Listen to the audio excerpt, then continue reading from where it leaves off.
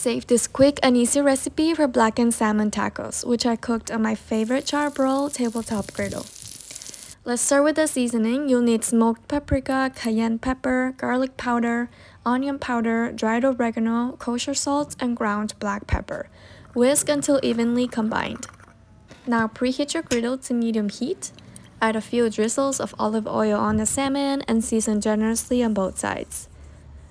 Cook on the griddle for about 6 to 8 minutes per side, depending on the thickness of the fish. Also heat up a few corn or flour tortillas, whichever you prefer. For the taco toppings, we're making a very quick slaw with red cabbage, cilantro, fresh lime juice, and salt and pepper to taste. Give it a quick toss to combine and set it aside. Now it's time to assemble our tacos on the Charbroil entertainer cart. Use a fork to flake the cooked salmon. Arrange on top of the tortillas, top with some slaw, avocado slices, and a generous squeeze of lime juice. These are so good.